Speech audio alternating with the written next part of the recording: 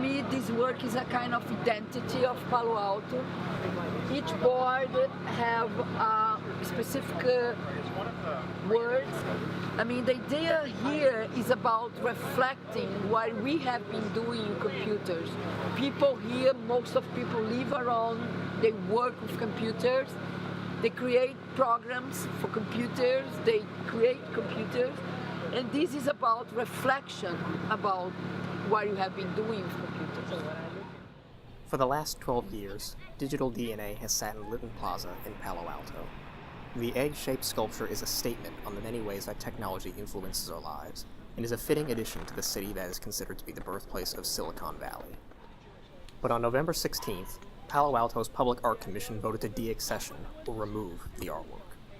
Adriana Varela, one of the co-creators of Digital DNA, now has until mid-February of 2018 to find a new home for the sculpture, or it may be destroyed. The Commission gave two reasons for their decision to deaccession the sculpture, which cost about $20,000 to construct. In an email to the Peninsula Press, the Commission put the cost of repairing and moving the sculpture over the last 12 years to be $24,000, a figure they worried was excessive. The Commission only has $30,000 a year to take care of the 300 objects in its collection. While other objects only need to be cleaned once a year or get a new coat of paint every several years, Digital DNA requires much more regular maintenance to remove screws and broken circuit boards on the sculpture's surface. Additionally, the sculpture undergoes complete restoration every few years, at which time a clear coating is applied to protect it from the weather. The Commission also expressed concern that potentially harmful metals could be exposed as the circuit boards wear away, but tests for lead on the sculpture's surface have all come back negative. Despite the Commission's decision, some Palo Alto residents aren't yet ready to say goodbye to Digital DNA. But people do come from all over the world to have their photograph taken with it.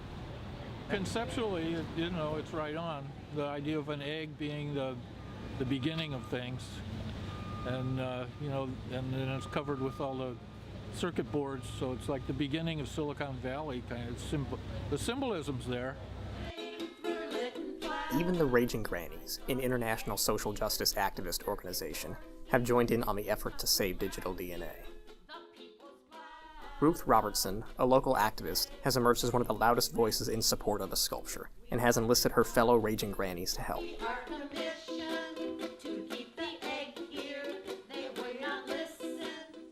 Isn't it better to repair than to replace? I think that when we talk about recycling, let's use and restore what we have. And we have a beautiful piece in this work, and it carries a message. Albeit it may be subtle, but it inspires people to think about what is technology for. It must be the Raging Grannies were among nearly 60 members of the Palo Alto community who attended a protest on December 7th.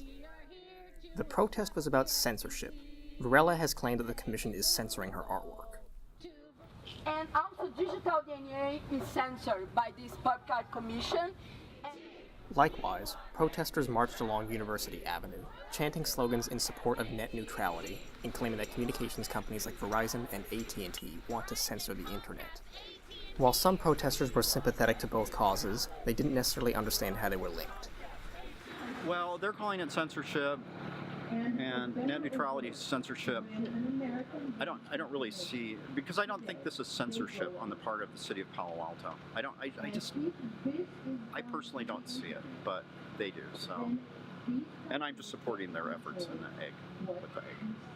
I come out here, I talk to people, kids really like it.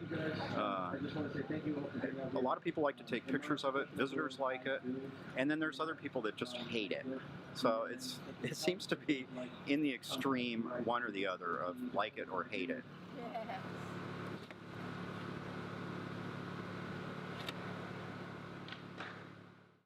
I'm Jacob Nierenberg with the Peninsula Press, a project of Stanford's journalism program. Thank you for listening.